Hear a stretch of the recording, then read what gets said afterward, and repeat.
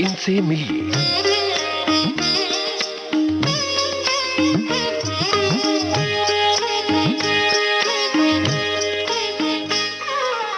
इनसे मिलिए कार्यक्रम में आज हम आपकी मुलाकात करवा रहे हैं जाने माने कवि विष्णु सक्सेना से। इनसे पिछले हफ्ते बातचीत जारी थी, उस बातचीत का अगला और अंतिम भाग आपके लिए आज पेश है। आइए सुनते हैं ये रोचक बातचीत। विष्णु जी, कवि सम्मेलन तो आप जब मंच पर होते हैं, जब आप कविता पढ़ रहे होते हैं तो मंच आपका होता है। कोई ऐसा मंच जो आपके लिए यादगार रहा हो? देश विदेश आपने बहुत सारे कवि सम्मेलन किए हैं। विदेश में भी एक बहुत रोमांचक और बहुत यादगार एक वाकया था। मैं डेट्रॉइट में गया था, अमेरिका में। एक डेट्रॉइट एक शहर है, तो वहाँ एक कवि सम्मेलन हुआ। तो वहाँ 3 कवियों को भी बुलाया जाता है। अंत मैंने किया एक कवि सम्मेलन का। तो जिस समय मैं कविता पढ़ रहा था, बहुत अच्छी कविता है वो, जो अभी मेरी इस महाराष्ट्र के बोर्ड में 7वीं क्लास में सेलेक्ट हुई है जी। वो कविता मैंने उस समय वहाँ सुनाई थी। जब वो कविता मैंने सुनाई तो पूरा हॉल जो है एकदम खड़ा हो गया लास्ट में। और ऐसा वाकया मेरी जिंदगी में पहली बार हुआ था कि पूरा हॉल खड़ा हो जाए। एक पल को तो मैंने अपनी आंखें बंद कर ली थी कि कहीं अंधा ना हो जाऊं, इतनी ख्याति देख करके, इतनी प्रसिद्धि देख कर। जब मैं हॉल से बाहर निकला तो 2 मेरे से उम्र में बड़े थे, वो आए और मेरे पैर छुए उन्होंने। आंखों में आंसू थे उनके। बोले, सर आपने क्या कविता सुना दी है, और आपकी एक एक पंक्ति मेरे दिल में उतर रही थी। वो दूर खड़े हैं मेरे पिताजी, माताजी नहीं है मेरी। इनकी तस्वीर मेरे मंदिर में लगी हुई है और माताजी की लगी हुई है। हम दोनों भाई हमारे माता पिता की पूजा करते हैं, बाकायदा आरती करते हैं। यही हमारे देवता है, यही हमारा मंदिर है जी। जो हम करते आए उसको आपने कविता में ढाल दिया, तो आज हमारा आना सार्थक हो गया और आपको सुनना सार्थक हो गया। तो एक ऐसा वाकया था जो मेरी जिंदगी में बहुत अद्भुत था जी। एक टीनेजर से वाकया है, लखनऊ का है। कवि सम्मेलन था तो मैंने एक कविता सुनाई, आओ एक बार फिर से तुम्हें देख लूं जी, क्या पता फिर ये दर्पण मिले ना मिले। क्या बात है। मुझे नहीं मालूम क्या प्रभाव पड़ रहा है जनता में। वो तो दूसरे दिन अखबार ने बताया जी, ब्लॉक में। तो उस अखबार में लिखा हुआ था कि जब उनका गीत का पहला अंतरा खत्म हुआ तो महिलाओं की तरफ से सिसकी की आवाज आई, एक लड़की की। जब दूसरा अंतरा खत्म हुआ तो पुरुषों की तरफ से एक लड़के की सिसकी की आवाज आई। क्या बात। तो ये कविता, उस न्यूज का हेडिंग था, कविता का असर क्या होता है जनता पर। जी जी जी, ये तो वाकयात की बात थी। अब हम जानना चाहते हैं कि आपकी कौन सी प्रिय कविता है और वो आप सुनाए हमारे श्रोताओं को। देखिए, हम फल बेचने वाले हैं। फल बेचने वाले का तो हर फल मीठा होता है। रेत वाली जो कविता का, जब रेत वाला तो काफी दिन बाद पॉपुलर हुआ, उससे पहले मेरे 2 गीत पॉपुलर हुए थे। तुम उफनती हुई सी नदी लग रही, आओ अपना समंदर बना लो मुझे, मैं गए वक्त साहू न फिर आऊंगा, मुड़ के आवाज देकर बुला लो मुझे। उसके बाद फिर एक गीत हिट हुआ मेरा कि आओ एक बार फिर से तो मैं देख लूं, क्या पता फिर ये दर्पण मिले ना मिले जी जी। पास आ तन की गंधों को दे दो मुझे, क्या पता फिर ये चंदन मिले ना मिले। तीसरा मेरा ये गीत हिट हुआ, रेत पर नाम लिखने से क्या फायदा, एक आई लहर कुछ बचेगा नहीं जी। तुमने पत्थर सा दिल हमको कह तो दिया, पत्थरों पर लिखोगे मिटेगा नहीं। इस गीत ने हमें बहुत पॉपुलैरिटी दी जी, हमें प्रतिष्ठा भी दी, सम्मान भी दिया जी। अब हमें ऐसा लगता है ये गीत हमने नहीं लिखा है, हमसे लिखाया है किसी ऊपर वाले ने। मेरे दादाजी एक बात कहा करते थे कि कभी किसी इंसान को छोटा मत समझिए। अगर आप किसी को छोटा समझते हैं तो या तो आप उसे बहुत दूर से देख रहे हैं या फिर आप उसे बहुत गुरूर से देख रहे हैं जी। सही बात है। तो हमने आपसे पूछा था आपकी प्रिय कविता कौन सी है। श्रोताओं को भी इंतजार होगा कि आप सस्वर पाठ करें। बहरहाल इतनी छूट है आपको कि आप अपनी सबसे प्रिय कविता सुनाएं या तमाम प्रिय कविताओं में से कोई एक। हाँ, मेरी बहुत सारी कविताएं, मैं आपको जो मेरी सबसे प्रिय कविता है वही सुना देता हूँ जी।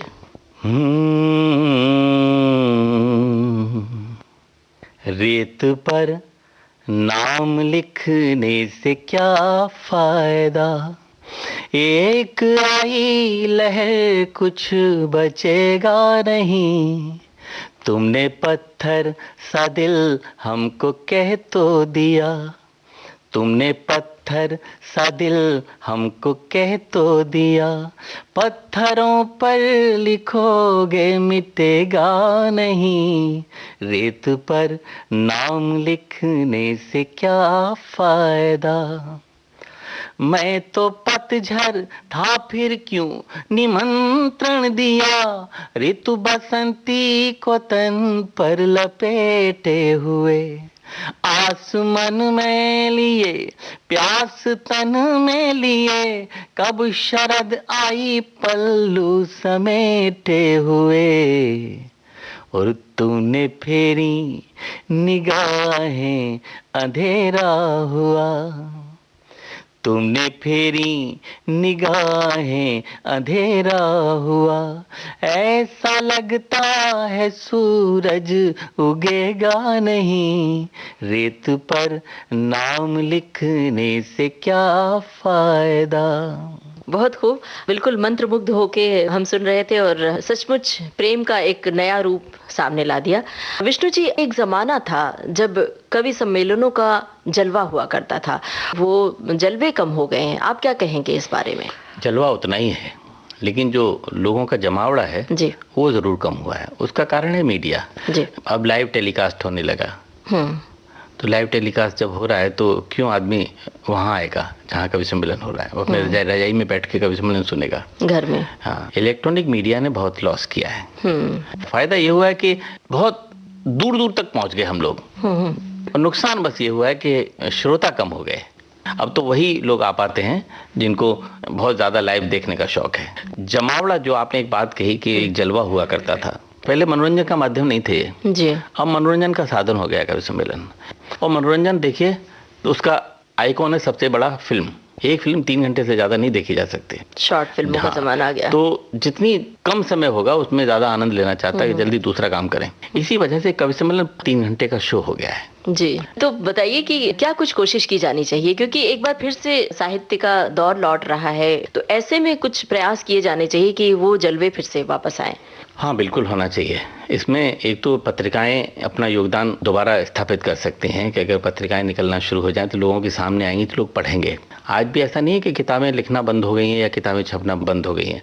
दूसरा, ये जो लाइव टेलीकास्ट का है मसला, ये कम होना चाहिए। मैं तो अपने कवि सम्मेलन की बात कर रहा हूँ और दूसरी विधा की बात नहीं जानता।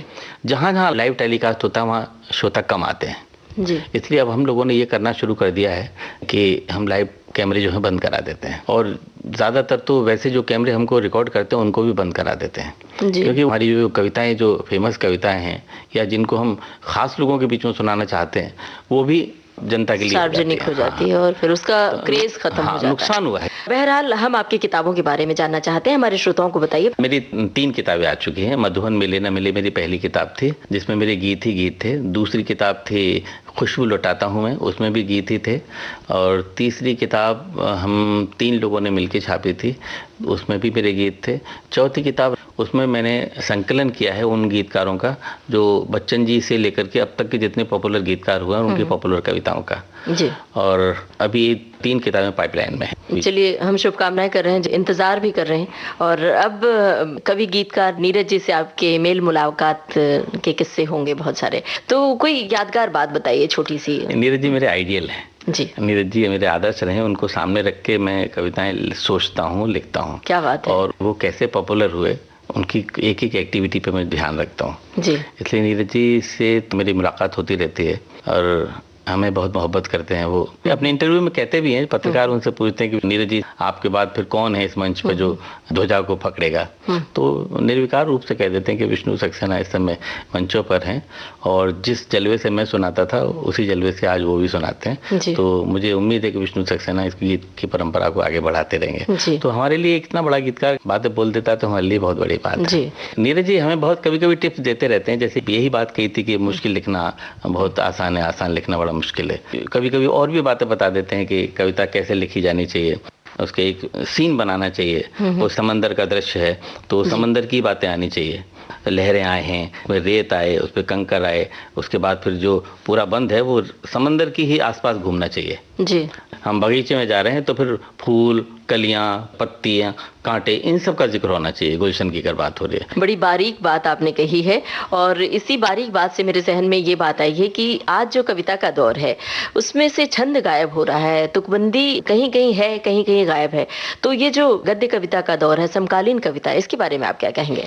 ये दौर पहले भी था, पहले भी गद्य कविताएं लिखी जाती थी और पद्य कविताएं लिखी जाती थी। ये दोनों अलग अलग खेमे हैं, अलग अलग प्लेटफॉर्म की गाड़ियां हैं, इसलिए एक दूसरे में घालमेल नहीं करनी चाहिए। छंदबद्ध कविताएं आज भी लिखी जा रही हैं, बस ये है कि छंदबद्ध कविताओं में परिश्रम करना पड़ता है, अध्ययन करना पड़ता है ग्रामर का, कहीं किसी छंद में मात्राएं इधर उधर ना हो जाएं, वजन पूरा होना चाहिए।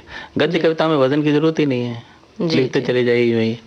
हमारे लिए छंदबद्ध कविताएं बहुत मानी रखती हैं। जब तक तुकांत नहीं मिलेगा और चारों पंक्तियों का वजन एक जैसा नहीं मिलेगा तब तो बेकार कविता है। सही बात है। विष्णु जी किन कवियों को पढ़ते हैं, किन गीतकारों को पढ़ते हैं? मैं नीरज जी को पढ़ता हूँ, कुंवर बेचैन जी को पढ़ता हूँ, बच्चन जी को पढ़ता हूँ। जी। नए कवियों में से कोई नाम? नए कवियों में तो एक दिवंगत हो गए देवल आशीष, उनको पढ़ता था मैं। गजल ज्यादा पढ़ता हूँ, ये गजल पढ़ने में मजा आता है। जी। अच्छा, सोशल मीडिया का क्या प्रभाव आपको लगता है? सोशल मीडिया का बहुत बड़ा रोल है।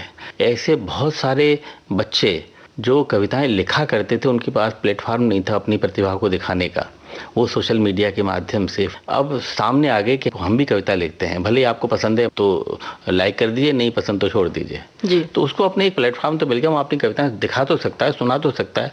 और अब हम चलते चलते आपसे गुजारिश कर रहे हैं कि कोई आपकी प्रिय कविता हमारे श्रोताओं को सुनाए। मैं आपको गीत सुनाता हूँ। जी सुनाए। तन तुम्हारा अगर राधिका बन सके, तन तुम्हारा अगर राधिका बन सके, मन मेरा फिर तो घनश्याम हो जाएगा। मेरे होठों की वंशी जो बन जाओ तुम, मेरे होठों की वंशी जो बन जाओ तुम, सारा संसार ब्रिज धाम हो जाएगा। तन तुम्हारा अगर राधिका बन सके, तुम अगर स्वर बनो राग बन जाऊं मैं, तुम रंगोली बनो फाग बन जाऊं मैं, तुम दिवाली तो मैं भी जलूं दीप सा, तुम दिवाली तो मैं भी जलूं दीप सा, तुम तपस्या तो बैराग बन जाऊं मैं। नींद बन कर अगर आ सको आँख में, नींद बन कर अगर आ सको आँख में, मेरी पलकों को आराम हो जाएगा। तन तुम्हारा अगर राधिका बन सके, मैं मना लूंगा तुम रूठ कर देख लो, मैं मना लूंगा तुम रूठ कर देख लो, जोड़ लूंगा तुम्हें टूट कर देख लो। हूँ तो नादान फिर भी मैं इतना नहीं, हूँ तो नादान फिर भी मैं इतना नहीं, थाम लूंगा तुम्हें छूट कर देख लो। वाह।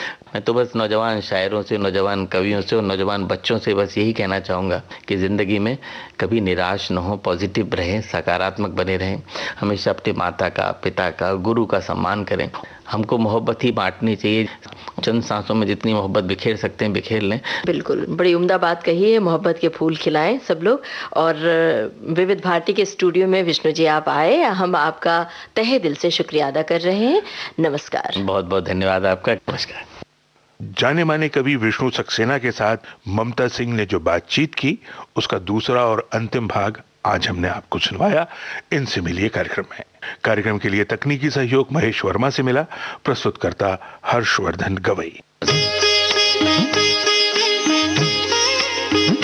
इनसे मिलिए।